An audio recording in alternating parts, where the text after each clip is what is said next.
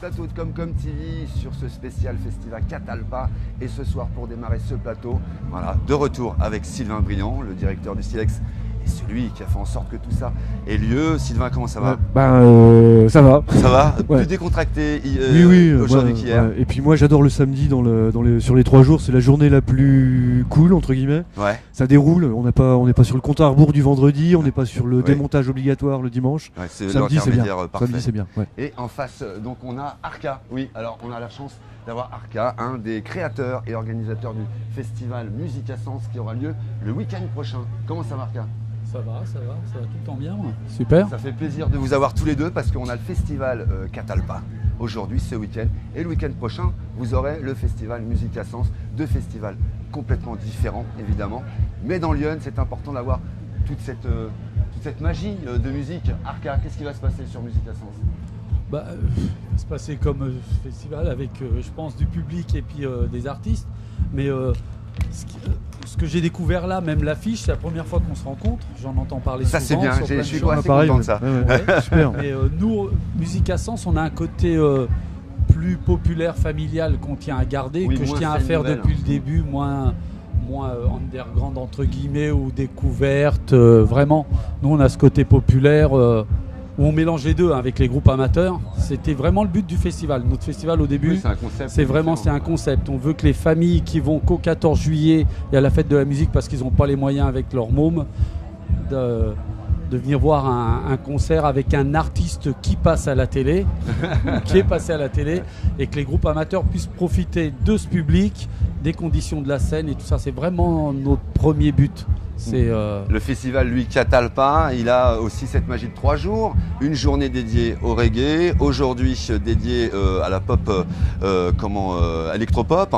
Et demain, évidemment, ça sera le rock. Ouais, donc ouais. c'est vraiment deux univers différents. Et moi, je trouve ça génial de vous avoir tous les deux. Moi, ce que je trouve assez génial, c'est que dans le département de Lyon, il y a une pluralité de choses, une diversité, et puis que tout le monde puisse jongler entre Musique à Sens. Ouais.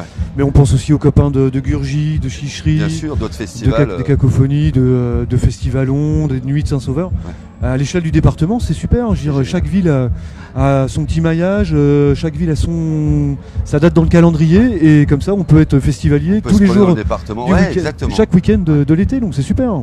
C'est super.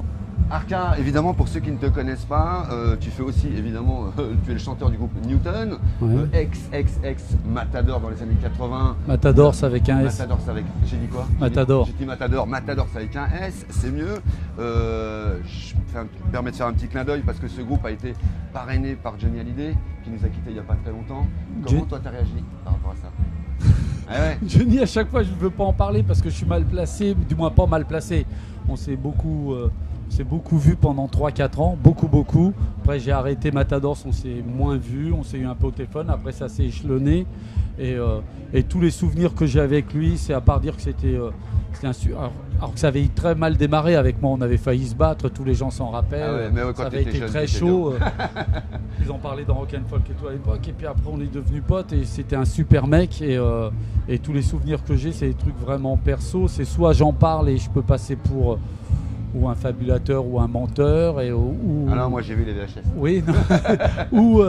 ou non, et puis c'est personnel, c'est des petits moments personnels de la vie. C'est comme si demain on me pose des questions sur toi et que ça arrive le plus tard possible. Donc je prévois que tu partes avant moi quand même. C'est sympa. Mais ça sera des trucs perso. C'est pas des trucs perso qu'il faut cacher, mais c'est vraiment des trucs. Mais non, c'était son départ, ça m'a. En plus, c'est la personne que je voulais revoir. J'étais en train de préparer. On prépare un nouvel album.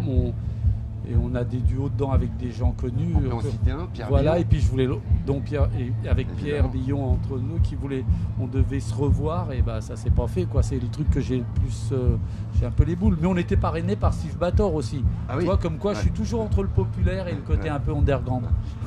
beaucoup plus proche de nous, évidemment, il y a la création de ce festival. Il y a aussi la création de cette salle de répétition que tu as complètement créée avec l'appui et le soutien de la ville de Sens. Aujourd'hui, vous enregistrez, vous avez un studio où vous pouvez enregistrer d'une qualité optimum. Oui. Beaucoup de gens viennent enregistrer chez toi, pas que des groupes locaux, mais aussi des pointures. En l'occurrence, un film, une musique de film, il n'y a pas si longtemps que ça.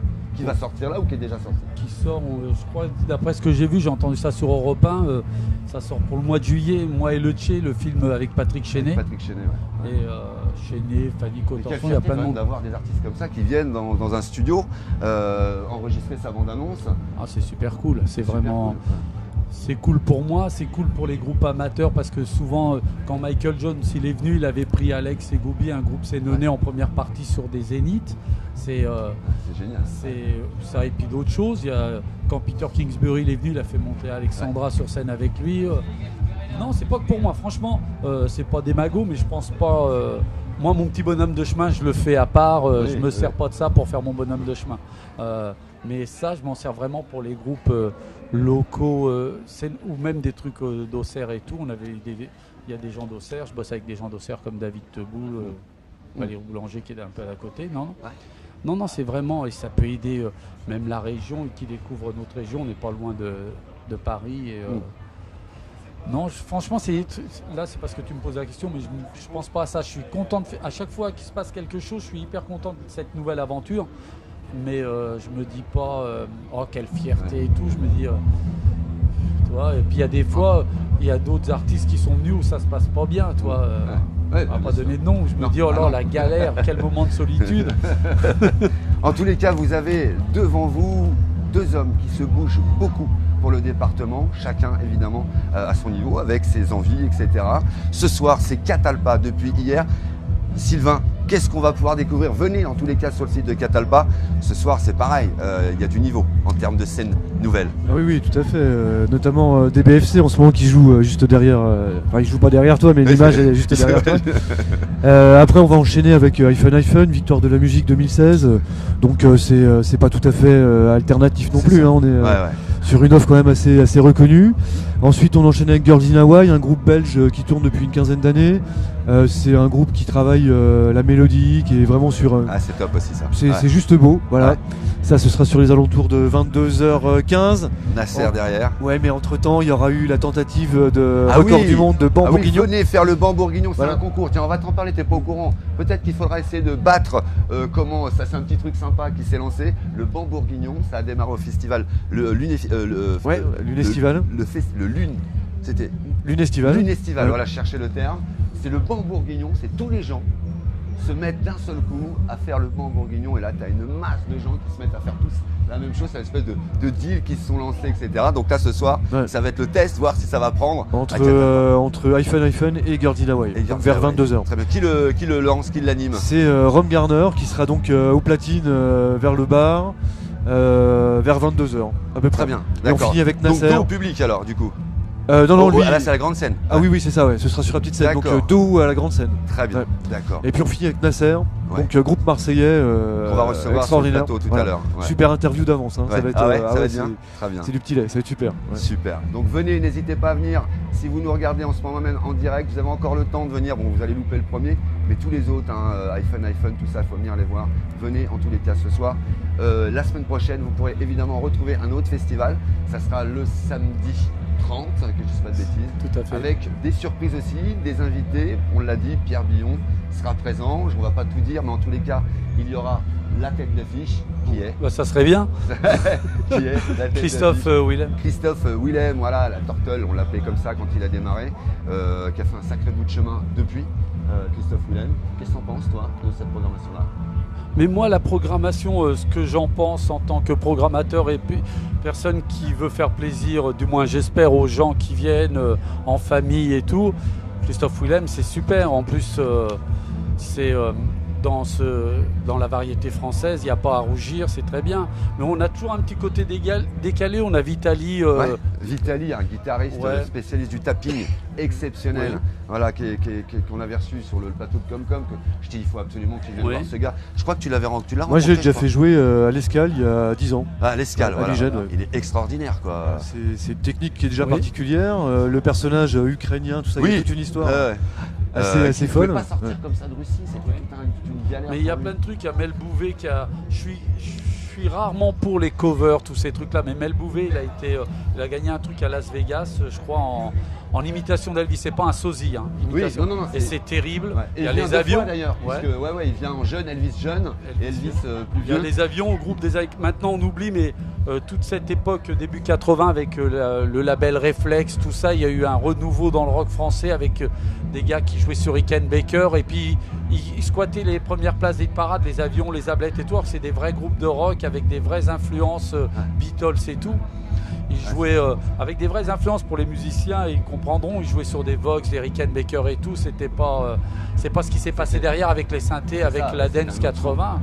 Il y a Victoria Toison aussi, alors pour le coup une artiste locale que vous connaissez tous les deux. Il y a Gervaise. Alors vous connaissez tous les deux. Vitali, on l'a dit, il y a Zulu qui finira, qui clôturera. Voilà. Un jeune groupe qu'il faut absolument que tu rencontres. Oui, j'ai déjà reçu plein d'infos. Le truc. Ils sont spectaculaires, les gamins là. Ils sont nombreux. Il y a un rappeur. Ils sont nombreux. Ils sont nombreux, c'est le problème, c'est qu'ils sont nombreux. Et Therapy Blues. Et un rappeur aussi, je sais plus son nom. Et on a le rappeur la Parade à moto comme chaque année. Le rappeur, je l'ai pas le rappeur moi. On a évidemment la Track. Track en plus qui est un copain avec qui je joue au foot, donc ça serait dommage. Track qui est un excellent rappeur qui a fait je sais plus combien de millions de vues avec son morceau, 1 million ou 2 millions de vues avec son premier morceau, extraordinaire, vraiment. Tu joues pas au foot, t'es gardien toi? Ah la vache, voilà, bim, ça c'est pour moi, voilà. Bon, on en rediscute après. Mais effectivement. Donc voilà, et la veille, le vendredi soir, il y a le gala de danse. Voilà. Et qu'on a fait le même principe, il y a un grand ballet qui vient. Musica Sans, c'est une vedette, avec des groupes locaux qui profitent de ce qui se passe pour la vedette. Et là, on fait la même, on fait venir un gros ballet. On le fait depuis 2 ou 3 ans, c'est le même principe. Et on met les écoles de danse amateurs en première partie. C'est un peu plus guindé, mais en tout cas, ils jouent. C'est le même principe. C'est vraiment le principe de Musica Sans, c'est tout mélanger avec toujours une grosse vedette populaire et un truc décalé. On a eu Peter Kingsbury tout seul au piano, on a eu Vigon, on avait eu Villemin, le dessinateur qui était venu avec son groupe qui font du trash punk. D'ailleurs, tiens, tu parles du dessinateur, le parrain quand même du festival Musica Sans, c'est juste Franck Margerin quoi. Oui, il nous a fait la 2e ou 3e. On a toujours une vedette. Franck Margerin, tu vois bien qui c'est lui d'identifier quoi. C'est tout de suite, voilà, tu sais. Et depuis le début. Ouais, il a fait 3 affiches, mais on a toujours un dessinateur star qui fait la vedette, qui fait l'affiche tout le temps. Et là, on a demandé à Franck parce qu'il était avec moi quand j'ai connu Johnny.